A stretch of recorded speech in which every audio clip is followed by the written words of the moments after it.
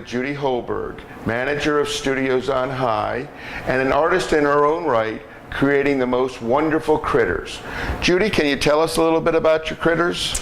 Well, we're surrounded by them right now. All of these eyeballs looking at you hopefully will bring a smile and some delight to the viewer.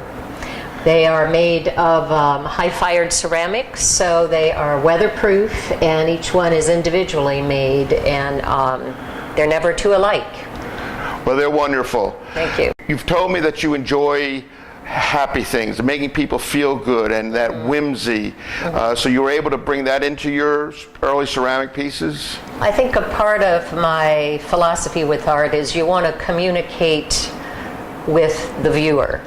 And my message that I wanted to communicate is that it's a benevolent universe, that there's joy out there, that we just need to find it. And I'm hoping and have always hoped that the critters I'm creating remind people of the joy that's there. They're animals, but they have human expressions.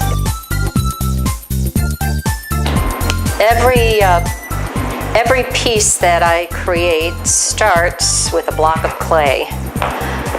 And here's the block of clay, and I need to transform this into a three-dimensional piece. This is a slab roller that can take a big hunk of clay and flatten it out and produce a nice workable slab. So I am cutting two circles that are connected. Now I'm going to transform this into a three-dimensional freestanding piece. I will press the clay into both sides, alternating with paddling. As I hit the clay, it merges with the other part of the clay cutout and becomes one body.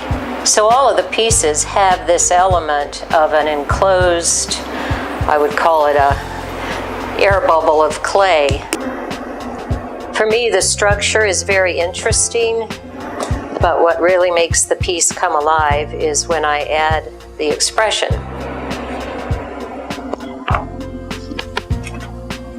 Every time you join two clay pieces together, you have to have hatch marks and use slip. Add the slip.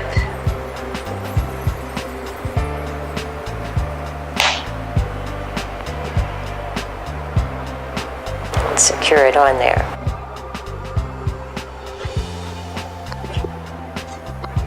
And so it's starting to come to life. When I talk about expression, it's not just the mouth and the eyes, but particularly for the bunnies, the ears say more about the attitude of the bunny than the mouth does. It looks like their ears are betraying what they really feel as opposed to just being additives. Do you ever have a story in your mind as you're making a critter? Well, I do. Sometimes I have a line or a description of the animal. For instance, I made a three-tier sculpture that started with the title of Raining Cats and Dogs. So it started out as cat and dog standing one on top of the other, and then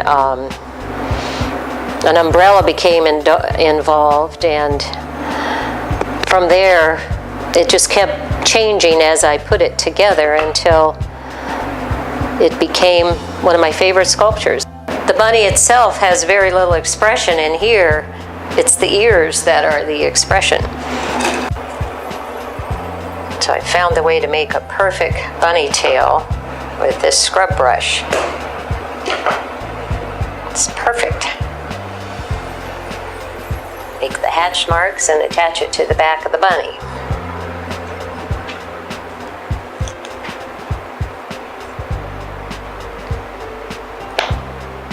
This is the porcelain clay, which fires a very clear white. when I finish, I'll go around and clean up any clay that's oozed out. Be sure I've smoothed out all the parts that I want to combine. Now I've got the pupils of the eye, and I need to switch back to the red ball clay that I have, because this is going on the white eyeballs. I think he's gonna need to look up at his ears. And I notice that you always have the eyes facing upward. Most people use these pieces sitting down low. So unless otherwise asked, I do have them looking up. I think that adds an approachability, kind of like the dog sitting there waiting to be recognized. It's beginning to look less like a ball of clay and more like I'm intending it to look like something.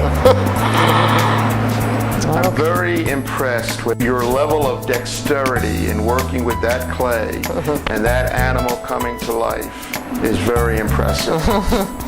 Practice, practice, practice. I can imagine so. Also, I suspect there's a little bit of love in there. Yeah.